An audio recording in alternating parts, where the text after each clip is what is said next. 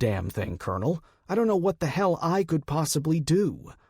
He didn't, either. The situation was one of those where he had little to no idea what he could do, and that just chafed him all wrong. He normally always had at least some idea of options, even if they were all bad options. Hale growled. "Do we have a position?"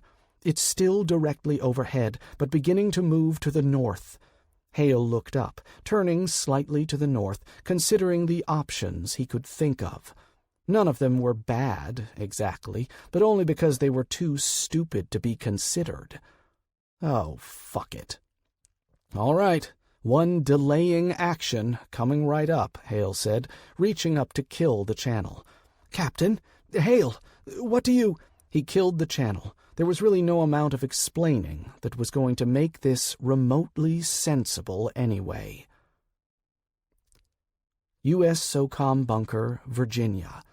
"Damn it, Hale," Pearson swore as she set down her phone, eyes drifting to the video stream that had the captain front and center. Apparently, more than one of the cameras in the area had been tasked with just following the Marine whenever at all possible, and they had several good shots of him from different angles as he just floated there over the city. Because of the delay, Pearson watched him pause and answer her call. There was no sound to speak of course, but she knew the conversation anyway and could follow it. When he killed the channel and looked up, she had a sinking feeling. His fists tightened at his sides as he seemed to focus on something she knew he couldn't see. Then he lifted them out ahead of him and abruptly vanished in a literal puff of smoke, or, in this case, a vapor cone. The cameras tilted up, trying in vain to follow him, but the night sky was dark enough that for a long moment there was no sign. And then a flash of white light erupted, turning night into day and blinding the cameras while their software fought hard to keep up with the changing light. A delayed crack of a sonic boom followed, then an ear-splitting explosion that shook everything in Berlin, including the cameras. "Shit," she swore. "Better tell the sled drivers, General. The enemy has been engaged." Goddamn Marines. Berlin. Slamming into an invisible object while moving hypersonic was unpleasant. Hale bounced, though not nearly as much as he'd been half afraid he would, a blinding flash of light accompanying the sound of his impact. He free-fell a couple 1,000 feet before he got his vision fully back, then pulled out of the fall and looked up again. Yes! He could actually see the results of the attack, which meant that he could see the target. Now he'd like to see that damn thing try to get away from him. At least he could actually give chase if it came to that. Hale started flying upward again, intent on hitting it a second time, when the cloaking field, or whatever the hell was hiding the thing, faded suddenly away. It looked like little more than a giant jellyfish, complete with tentacles that he now could see swinging in his direction. Hale dodged one, looping under another, then accelerated up again, only to be blocked by a third. The damn thing is way faster than it looks. Faster, in fact, than something that size had any damn right to be. Hale was struck by a very surreal feeling as he looped around a swinging tentacle, working his way upwards as fast as he could. He was over Berlin, fighting a giant tentacle monster while neo-Nazi and Islamic gangs rioted in the streets below. If it weren't for the fact that I don't have an imagination anywhere near this screwed up, I'd think I was dreaming. He worked his way closer to the iridescent hull? Body? Honestly, he wasn't sure what it was, but he didn't really care either. Once he got close enough, well, he didn't have any weapons to use, so he balled up his fists and started wailing on the thing as hard as he could. Every punch was accompanied by a paired set of sounds. First, the crack of his fists shattering the sound barrier, and then the utterly incomparable sound of his flesh and bones striking whatever it was made of. He was having trouble with that, too, since it didn't feel like metal or anything he'd imagined it might, but it wasn't as soft as it might have been either, given the jellyfish looks. There was give to the surface, but not like anything he'd ever touched. It was alien in a way he couldn't describe and knew he would never, ever forget. Focused on hammering away at the thing, Hale missed the tentacle swinging up to wrap itself around him. A blast of electricity, maybe? Something else, possibly, he wasn't sure, but it felt like he'd stuck his tongue in a thundercloud while calling Zeus a pussy. Then he was flying free as the tentacle slung him away into the night. Ow! Blue Solar HQ, London. The whiskey glass was cracked, resting on the floor where Wesley had dropped it after he cut his hand on the shards. His assistant was wrapping a bandage around the cut, but he wasn't paying any attention. His focus was entirely on the screen. It was back. He knew it would be, of course. Nothing and no one put as much investment into whatever the hell that was as they clearly had and just used it once. But seeing it again was like being dunked in ice water. Wesley could feel the same helplessness that had near drowned him in Hong Kong. It swept over him again, everything he could do. Everything he could buy, none of it meant a damn thing. As he watched the screen, everything was on the shoulders of a single man he'd never even heard of until a short time ago, and he was forced to put his trust in that unknown, hoping against hope that everything would turn out. That was unconscionable. "Sir, you probably need stitches. Call a nurse in. I'm not going anywhere," Wesley said, eyes still on the screen. "Yes, sir." The announcers and talking heads were going insane on every channel and feed he could find. None of them had anything worthwhile to say, however, so he killed the volume and just watched the feeds. God, that thing is fast. He knew the Marine was capable of hypersonic flight, and acceleration that was almost certainly measured in the tens, if not hundreds of gravities. He seemed to go from 0 to flat out almost instantly, though there were few real metrics available to judge it by, and the available video was insufficient to properly measure it. The important thing was that Wesley was well aware that the Marine was fast as hell, but this thing was keeping up while playing defense and even landing some return blows. Wesley grimaced as the Marine was wrapped in one of the tentacles, then tossed absently away in an arc that the cameras followed until it intersected with a building in Berlin. The Marine slammed through one of the upper floors and vanished from sight within. That had to hurt.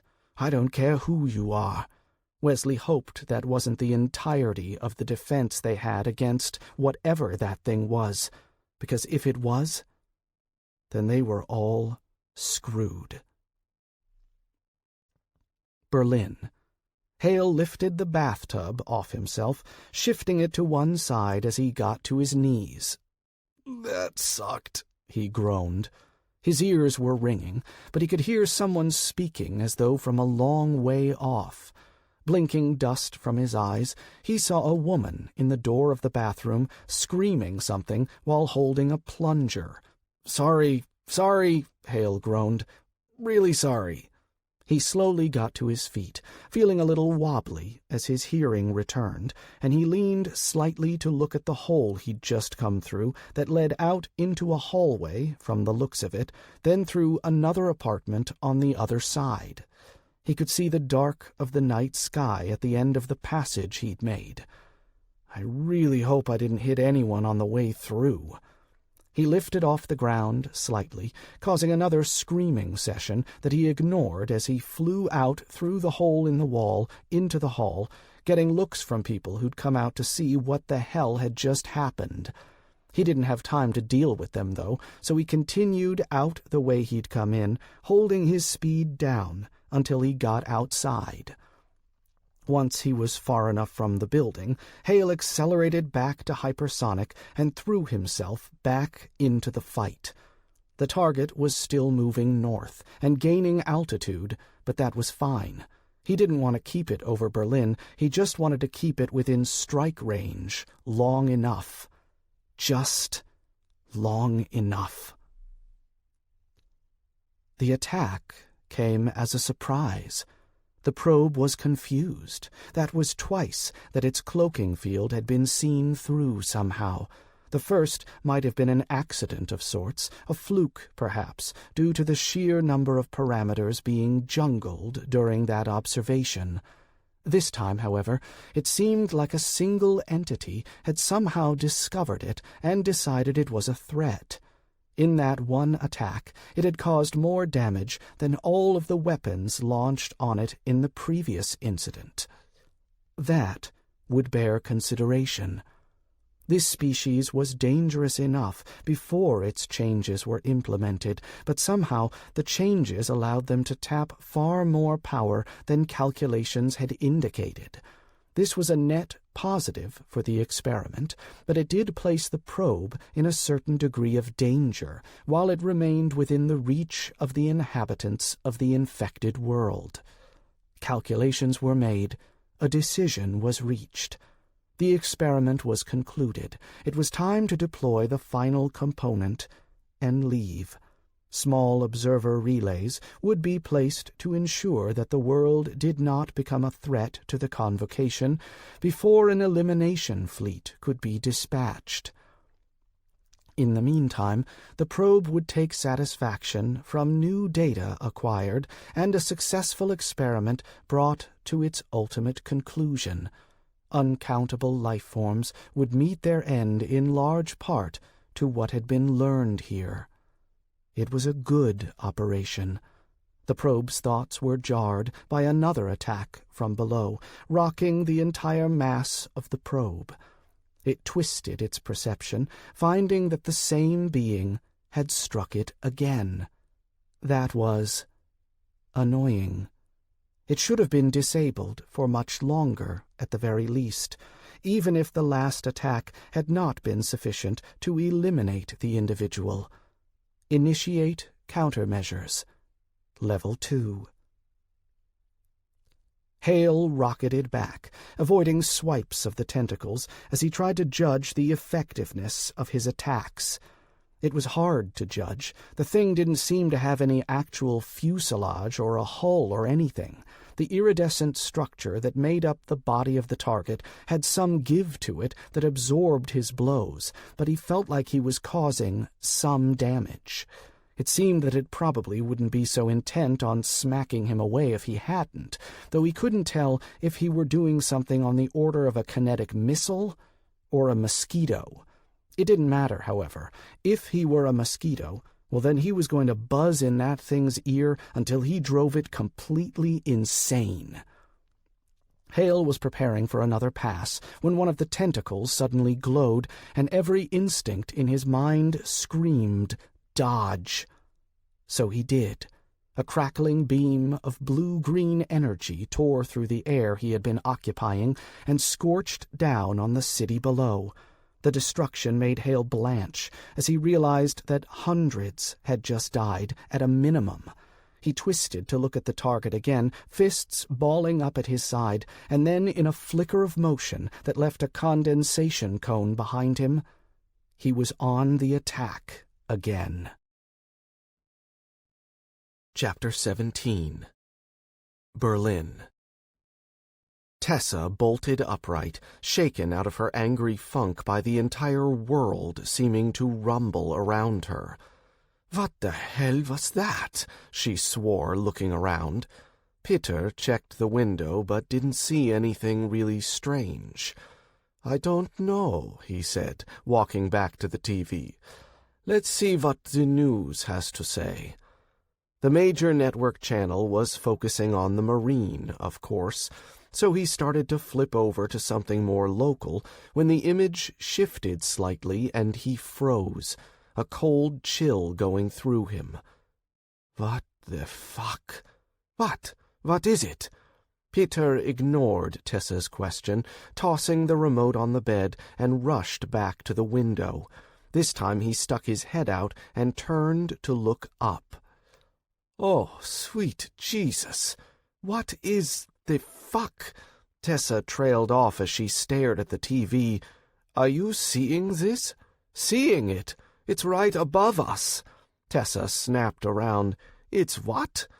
Right above us, Fraulein, Peter confirmed grimly as he backed away from the window. Roof, now. Peter grimaced but gestured to open a portal to the roof of the building. The pair moved through, automatically looking up as they stepped into the open air.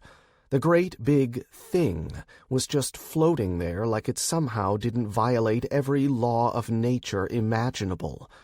There were flashes, visible to the naked eye, but only just such that they couldn't make out the source.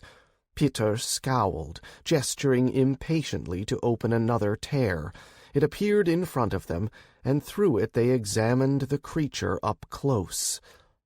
"Nothing human built that, Peter," Tessa said with certainty.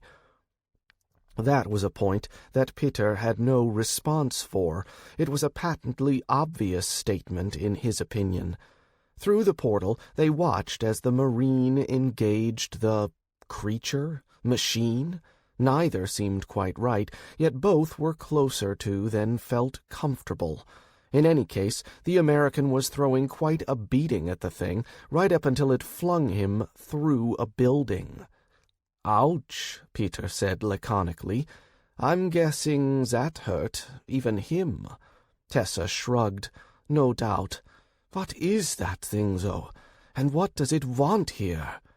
Peter lifted his hands, tossing them out to either side. "I have no idea, Fraulein. So I will say that it would seem unlikely that it is here for any, shall we say, benevolent reasons." Tessa snorted. "How could you possibly tell? Ooh, the Marine is back. Didn't kill him, I guess. Did you believe it would?" "Not really, but maybe cripple him a little?" she asked, a little disappointed. "I'm not very happy with him right now." "So I see," Peter smiled thinly. They watched the fight. Occasionally Peter would reposition the tear so they could get a better view, though that was a trial-and-error process at best, and were quite engrossed in it right up until a blast aimed at the Marine missed and struck down in the city. Peter dropped the tear reflexively, turning to the section of the city that was now burning. "That was impressive," he said softly. "That was my city!" Tessa screamed. "Oh, boy. This is not going to end well," Peter moaned softly. He knew these signs, and he was pretty certain he didn't want to know what he was about to get dragged into the middle of. "Tessa, calm down. They'll rebuild." The look she shot him was pure evil, and Peter shut up instantly. "You listen to me, right now, mister," she said slowly, deliberately. "I don't care where that jellyfish-looking thing came from or what it's doing here. Nothing, and nobody does that to my city without consequence." "Besides you mean?" "Yes, besides me." "Just making sure," Peter sighed. Sometimes he really didn't understand her psychosis. "Come on, and call Malcolm." Hale looped around the thing, gaining altitude so he could approach from above. If the bastard thing was going to start blasting at him with something like those beams, he'd rather they were aimed up from that point on. The tactic seemed to work, as he was forced to quickly dodge two more powerful blasts that thankfully vanished away into the upper atmosphere rather than down into the city below. He tapped the earpiece, opening a channel. "Pearson, "The damn thing is engaging with some kind of lasers," he said. "Let the pilots know they may have to, dodge, all right?" "We noticed. First responders are rolling on that section of Berlin as we speak. Can you hold its attention?" Hale ducked, coming in low over the top of the jellyfish thing, as another blast lanced past him to vanish over the horizon. "That shouldn't be an issue," he said, dropping into a landing on the top of the target. "Huh. What is it?" Pearson asked. "Kinda squishy," he said, probing with his feet. "Only not, somehow? I don't know how to describe it. The surface has give to it, but it feels solid at the same time, like walking on flexible steel or something." "Can you damage it?" Hale shrugged. "I can try." He launched himself into the air, accelerated away in a burst of speed, then reversed course just as quickly to slam down onto the surface with enough force to blow through any building he might have tried that on. The surface groaned in a creepy way, but didn't seem to give. "Really not sure if I'm doing anything, but—" Hale launched himself up and to the side as another tentacle swept past. "But it doesn't like me, so I'm going to guess I'm doing something right." SR-71, over the North Sea. "Base, Striker 1. Striker 1, go for base." Brolin checked the numbers with a slight tilt of his head before he looked out over the darkness of the water below. In the distance, the lights of the coast of Germany were visible, closing fast. "Striker 1 is about to go feet dry over Germany. ETA to target, 90 seconds. "Roger that, Striker 1. Be aware, target has deployed air defense assets against the Marine. He advises that you be ready to dodge." Brolin snorted. "Roger, base." Like they'd have a chance in hell of dodging anything in a sled. Speed was their only real defense. The bird wasn't built for maneuverability. But the proprieties had to be kept up, he supposed. "You have anything on the scopes?" he asked over his shoulder. "Negative contacts beyond the authorized and expected," Beekman responded. "Lot of commercial traffic. Most of it is bolting like hell to get out of the engagement zone, thank God. Nothing at all over Berlin right now." "Isn't that just peachy?" Brolin asked rhetorically. "All right, base, this is Striker 1. We're inbound on the target, requesting permission to clear the payload." "Permission granted for conditional payload clearance," the operator at base responded instantly.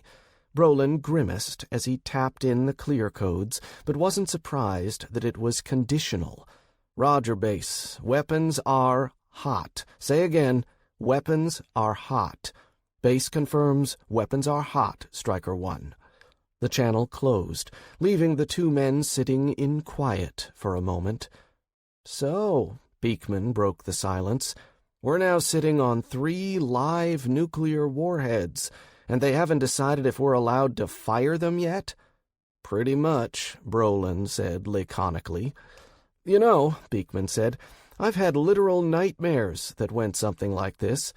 You've had nightmares about engaging a giant space jellyfish over Berlin?" "One sec," Brolin asked, masking his amusement as he toggled the radio back on.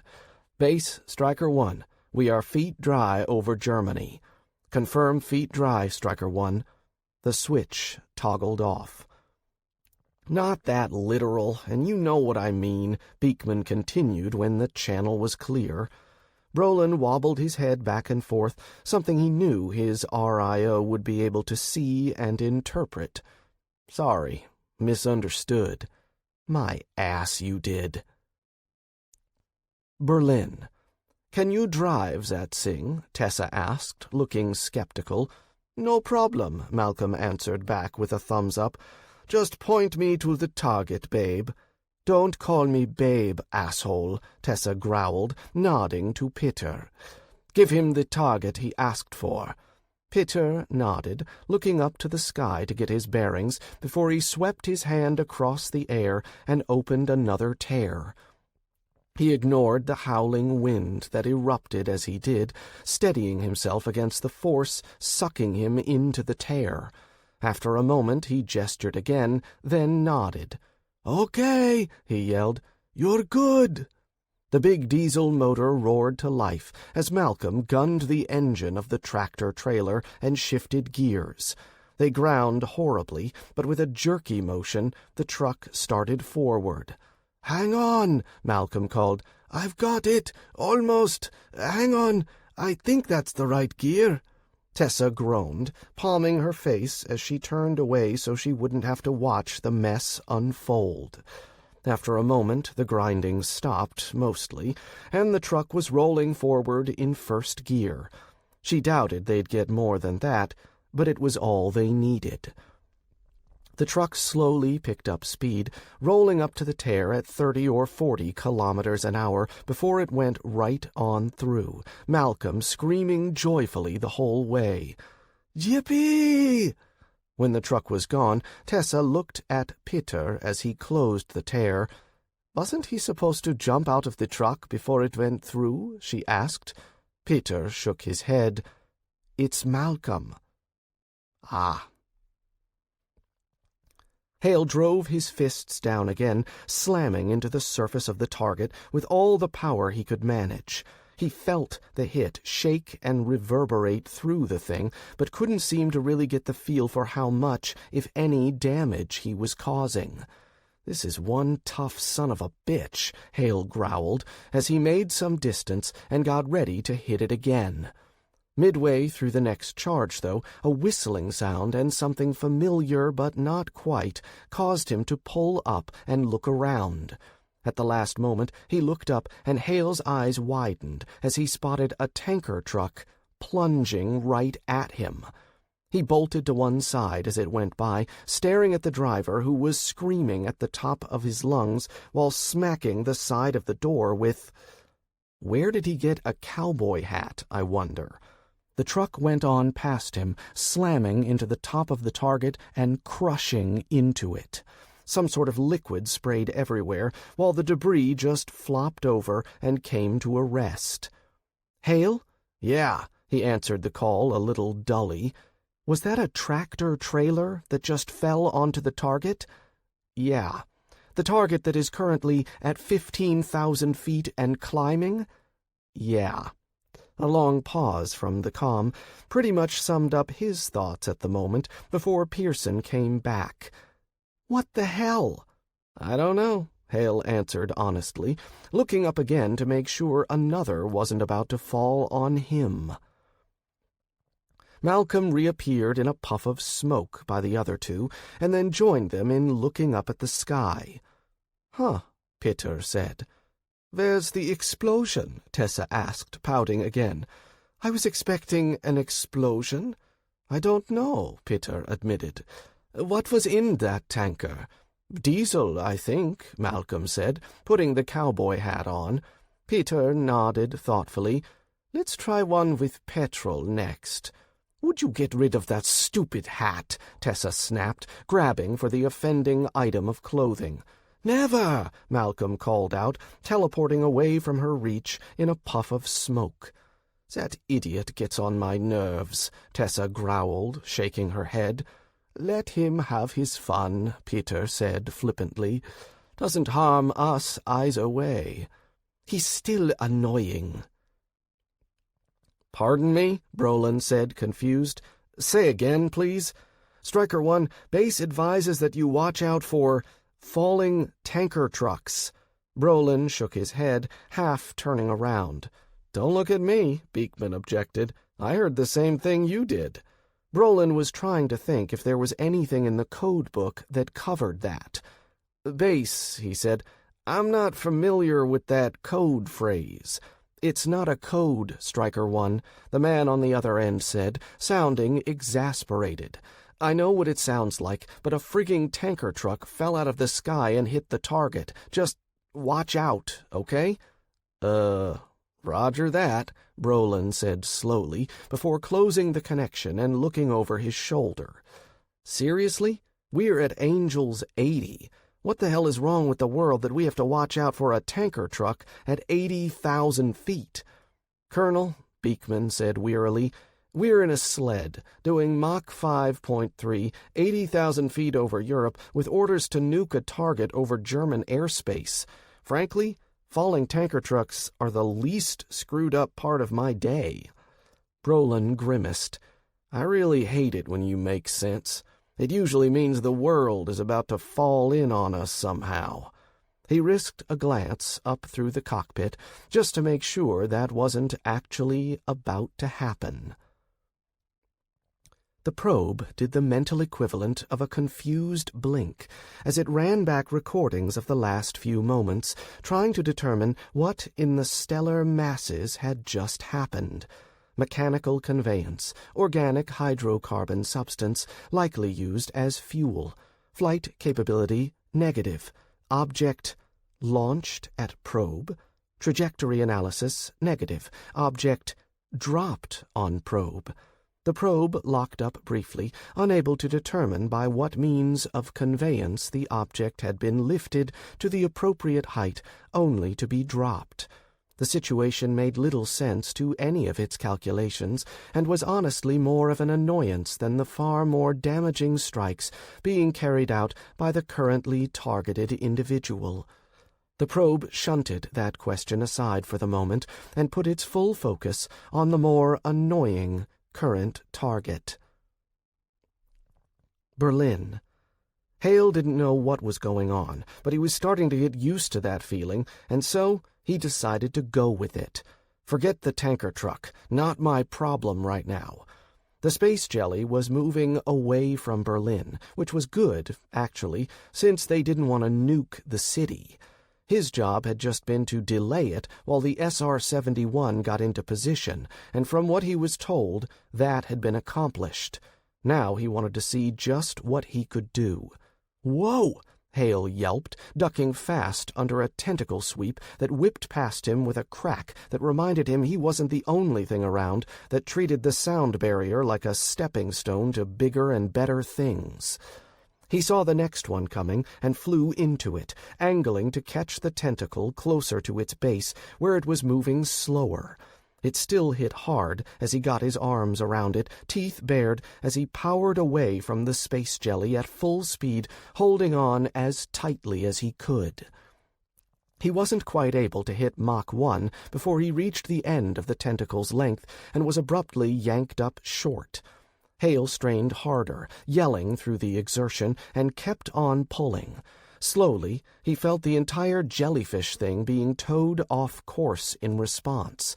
He was actually surprised that he had the strength to actually pull the damn thing. Apparently, it wasn't too happy about being pulled, however, as Hale felt a burst of energy jolt through him like it had hit him with earlier, almost making him let go. At the last moment, Hale tightened his grip and screamed from both the pain and the exertion as he willed himself forward as hard and fast as he could manage. The jelly lurched in response, being tugged along briefly, and then a tearing sound filled the air just before Hale burst free of both the weight and the pain he was enduring. He pivoted some distance away, looking first at the iridescent tentacle in his grip, and then back at the source. The Marine smiled, lifting the tentacle over his head, and rushed back in. U.S. SOCOM Bunker, Virginia. The Air Force general was groaning, head buried in his hands, while Isaacs patted him on the back with an air of amusement. He literally just ripped an arm off that thing and is proceeding to beat it to death with it. Pearson sighed, but couldn't deny what the general was saying. "Why did it have to be a goddamned Marine who got those abilities?" the Air Force man asked. "Why not someone sensible like, I don't know, anyone else?" "Be fair now, Joe," Isaacs laughed. "It looks to be decently effective. Besides, what was he supposed to do? We don't exactly mount rails on our boys so they can carry air-to-air missiles into battle." The general shot him a dirty look. "That's at least partly because if we did, we'd have to stop your Marines from using the missiles for sword fights." Isaacs shrugged, but didn't deny it. Every channel is running this, and most of them have come to the same basic conclusion we did a few months ago, the NSA analyst stated, nodding to the screen. The current consensus is that the Marine there is fighting a space alien that has something to do with the powers that have been popping up all over the place. Pearson nodded. Well, we didn't really think we'd be able to keep that in the bag for much longer anyway. Reactions? So far, not enough data, the NSA man said simply, which is actually a data point. What? Everyone went quiet, ma'am. Riots around the world have begun to peter out in a big way. People are watching this. A lot of people are watching this. Pearson rubbed her face, unsurprised by that statement. They'd already seen that effect just during the earlier fights. This was going to blow everyone's minds. Numbers? She asked, almost scared of the answer. A little hazy after 3 billion, the NSA analyst responded. Frankly, at this point I feel safe betting that more than half the planet is watching this in action. I'm just not sure how much more. Pearson felt sick to her stomach. No way I'm telling Hale that, she decided. He might just get stage fright, knowing that many people were watching, or worse, he might not. Damn Marine might decide to show off for the crowd, she thought, rolling her eyes. All right, we knew people were going to be watching, so nothing's changed, she said firmly. Hale is still our front man on this, and despite the work put into the Blackbird with air-to-air nukes, I suspect he's our best shot at ending whatever the hell this twisted bullshit is. Do you really believe it can be ended? Isaacs asked, his quiet voice stilling the room as they all considered what he'd said. Pearson let out a slightly annoyed huff of air as she thought about that, then shook her head. Likely not, at least in the short term. The changes that were induced in people aren't going away, even if we take out the source. That means that we're going to have to deal with a lot of extremely violent, superhuman types for the foreseeable future. Even the good ones, the ones on our side, fit that profile, you have to understand. People with high aggression factors seem to be the commonality here. We'd noticed, Isaacs said dryly. What no one seems to have figured out is why, however. Only a few things it could be, I suppose, she responded. Possibly it has to do with the requirements for editing the changes into the genome, some sort of limit to the technology that means it can only be applied to the hyper-aggressive. You don't believe that, Isaac said, his tone grim. No, I don't, Pearson acknowledged. I think it's a direct assault on humanity. What's the cheapest way to win a war? Isaac snorted. Don't fight one. Exactly, she said with finality. Don't fight the war. Let the enemy destroy themselves. It's not like we don't do this all the time ourselves. A little arms delivery to rebels here, some money to political rivals there. Pretty soon a country or event, an empire, is torn to shreds with infighting, or under control of someone we prefer to deal with. We did it in Iran. We did it multiple times in South America. If you want to get historical, the French did it right here to us in 1776. It's so common a military practice as to be damn near ubiquitous. Pearson took a breath. In my opinion, we're getting a taste of really being on the other side of that for the first time in over 300 years.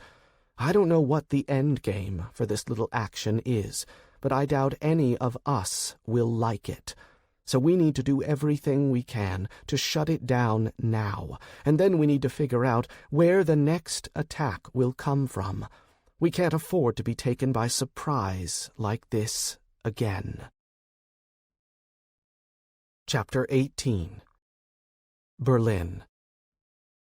Tessa double-checked the wording on the tanker they'd appropriated, making certain it wasn't diesel this time, before she nodded to where Peter was standing.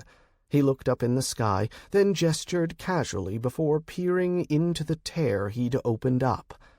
Not quite," he mumbled, flicking his hand again and changing the scene slightly. "That's better. All right, Malcolm, you're up." The big truck rumbled to life in response, starting jerkily forward as the gears ground almost painfully.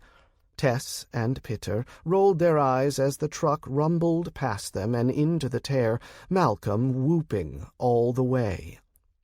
Once through the portal, Malcolm took one glance down at the world spiraling below him and ported directly out of the truck, this time only a few meters to the tank on the back.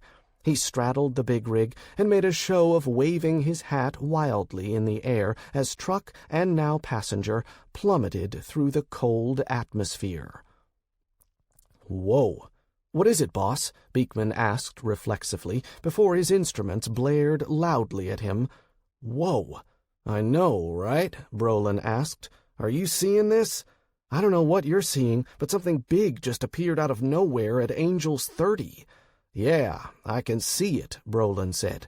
"I'm going to dip in a bit, try to get a better view on this while we're waiting on final clearance."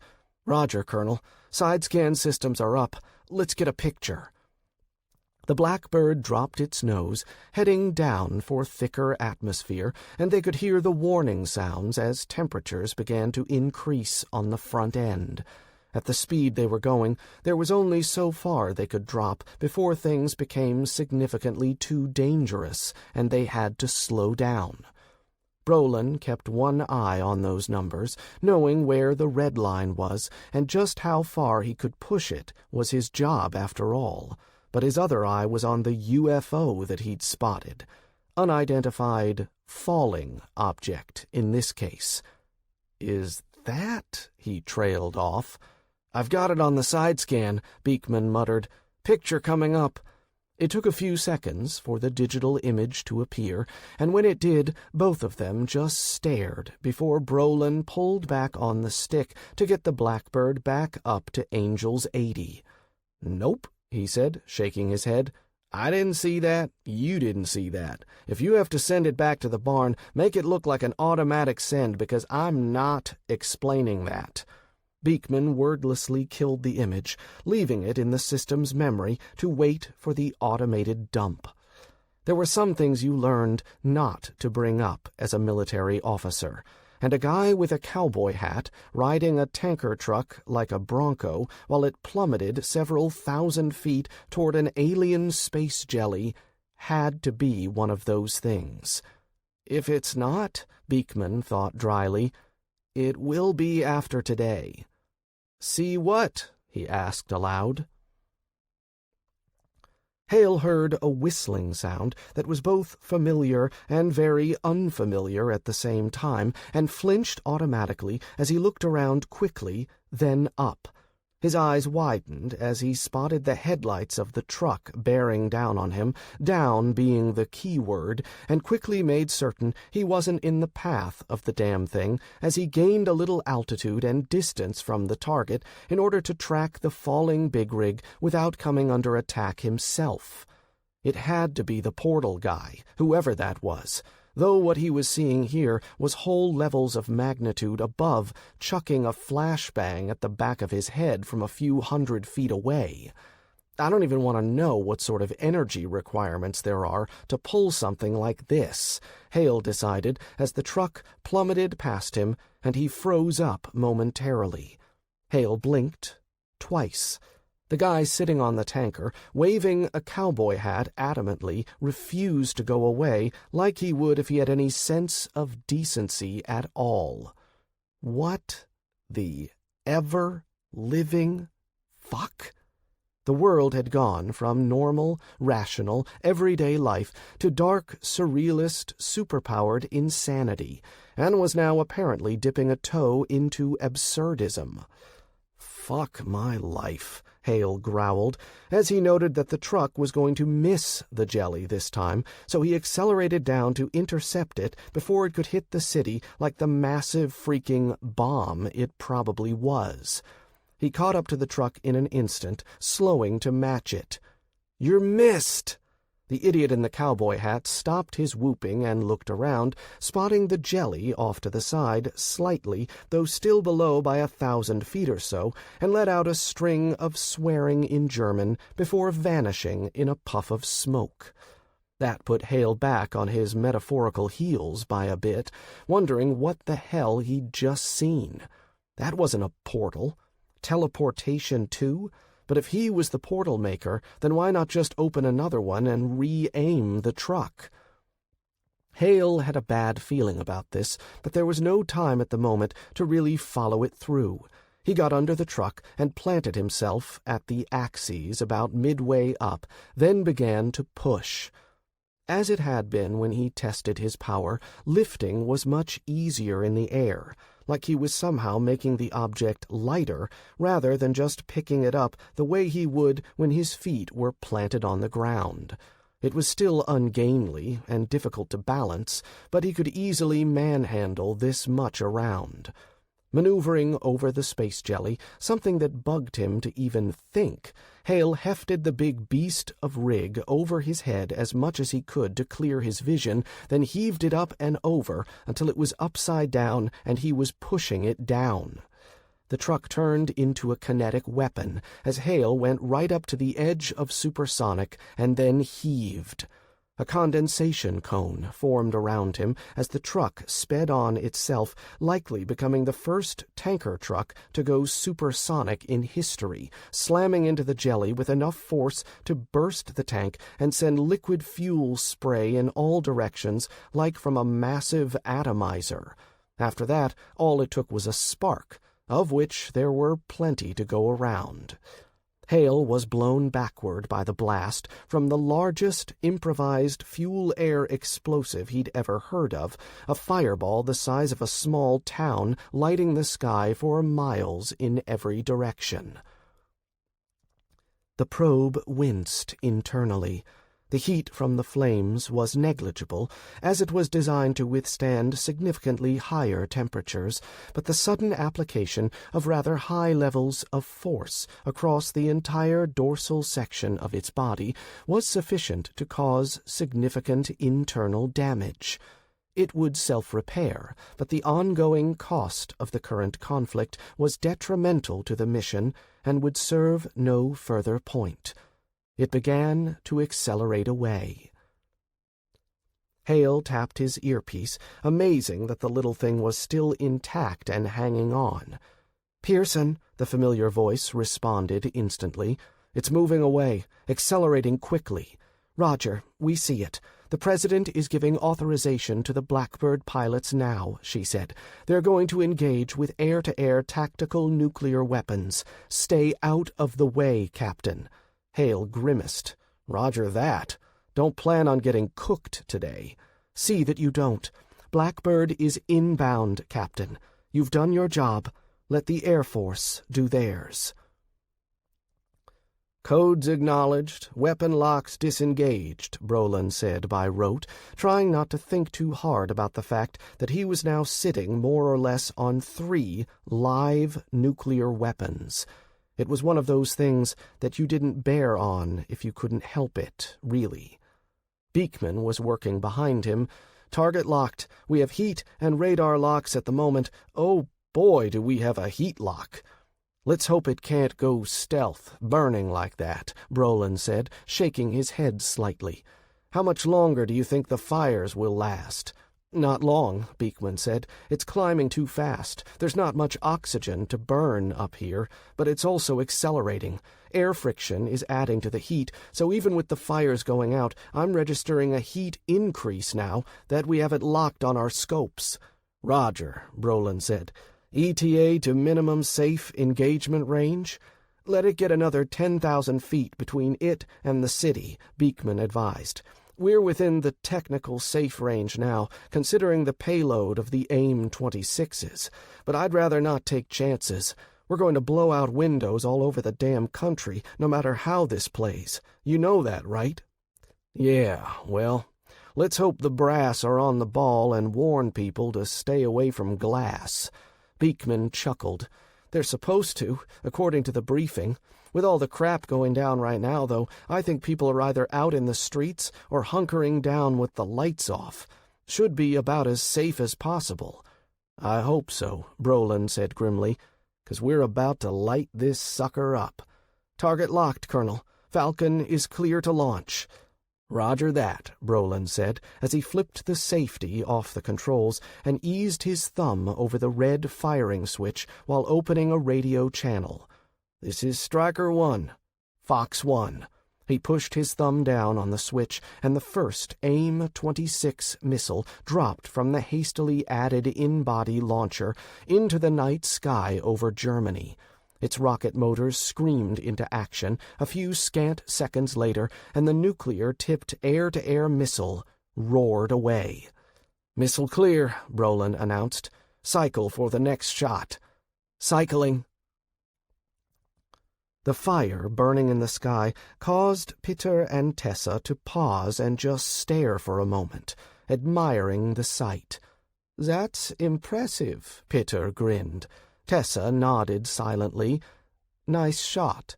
"Not really," Malcolm said from behind them, making both jump as they'd not heard him appear.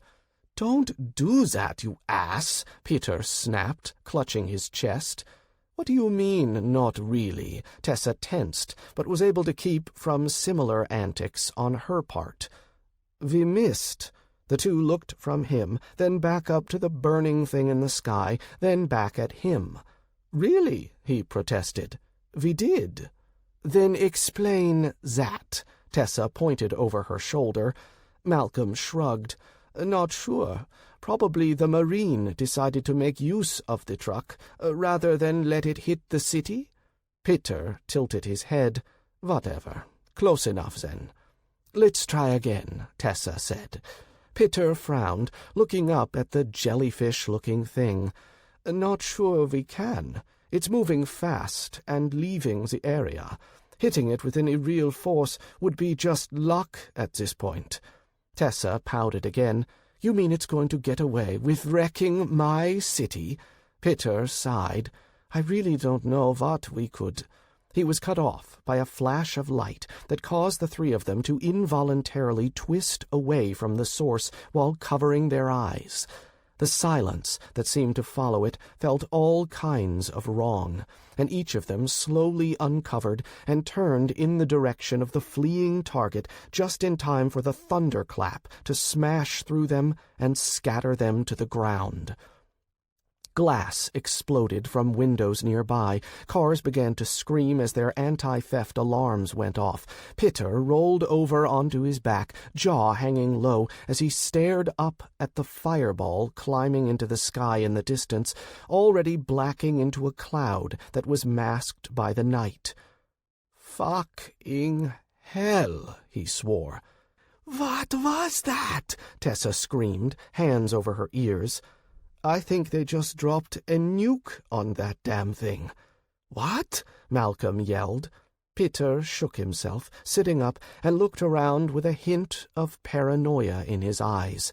He grabbed his two comrades and dragged them along as he got to his feet and made a gesture to open a tear before pulling them through. Hale shuddered as the shock wave rolled over him, but it wasn't too hard to deal with at the current range. He felt worse when he went hypersonic, though the heat flash was different. His BDUs were already seared pretty bad, but the smoke rising from them had an acrid smell that bothered him. Note to self, see if I can find tougher BDUs somehow, he thought. It would be a trade-off, he supposed. Quality versus cost, and there were functional limits to what any clothes could take, but maybe he could do a bit better. The fireball was already fading, being consumed by the smoke as he flew into the blast zone.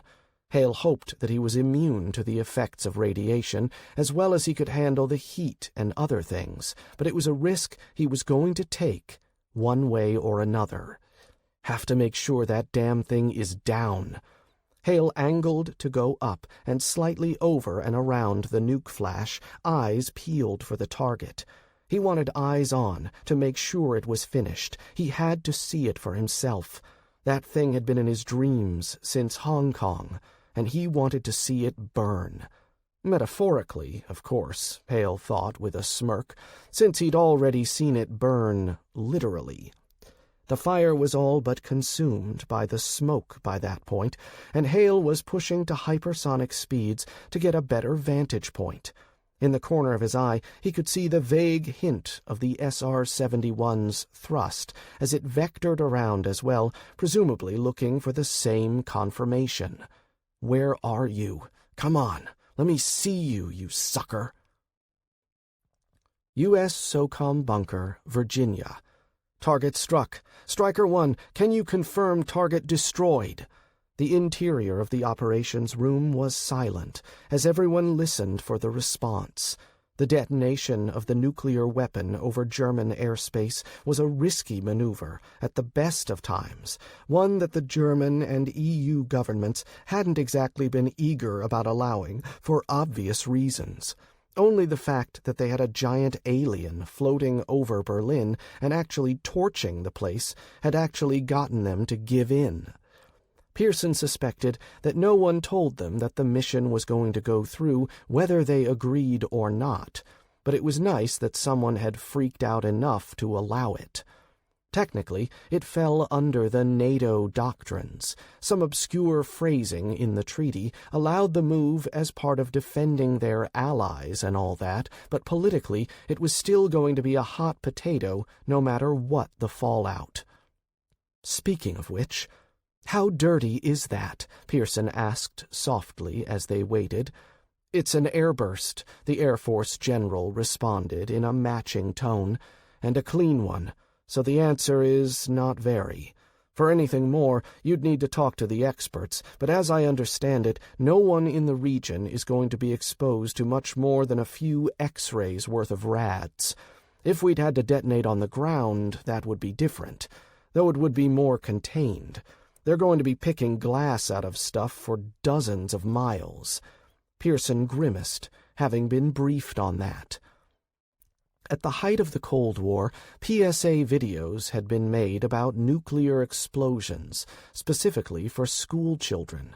In them, they'd been advised that they should, in the event of a nuclear detonation, hide under the desks. Over the decades since, it had become a running joke, often used by comedians in various stand-ups, that people were so stupid as to think they could hide from a nuclear fireball by hiding under a wooden desk. She knew, as did the people who produced those PSAs, that it wasn't the fireball that was the issue. If you were that close, you wouldn't have time to hide. It was game over. The risk for people farther out was in seeing a flash through the window and walking over to see what had happened just in time for the blast wave to blow shards of glass in your face. The difference between the speed of light and the speed of sound could be lethal. I hope we didn't just hurt too many people with that attack. Chapter 19. Germany. The probe was moving to leave the area somewhat quicker than it had been. That attack had caused significant damage. Not so much from the heat or radiation, which were significant but well under what might be encountered in various regions beyond the protection of the planet's magnetic field. No, it was the shock wave that had damaged internal components quite severely, leading the probe to begin a withdrawal in earnest, as it were. Protocols were implemented. The final phase had yet to be launched, despite clearance, and now there was no more time to fine-tune the last details of the plan. The probe accelerated production of the final piece, even as it began to move far quicker to a higher altitude. Holy shit! Brolin ignored the swearing from his RIO, mostly because he was saying pretty much the same thing himself. They were coming in closer to the mushroom cloud, looking for any sign of the target, and boy did they find it. The jelly was moving fast, smoke curling around it as it climbed, now coming into hypersonic and accelerating out of the cloud. "Did we do that?" Beekman asked. Good question. The jelly had changed, like it had opened somehow. It now had 3 separate body components joined by the tentacles. I don't know, Brolin admitted. It looks a little regular to be battle damage, I think. Instead of one large body, the 3 segments were more like discs now, instead of a single amorphous body, hanging evenly one atop the other as the whole thing continued to climb. "Get photos," Brolin ordered. "I'm going for a target lock." "Roger that, boss." They had 2 more arrows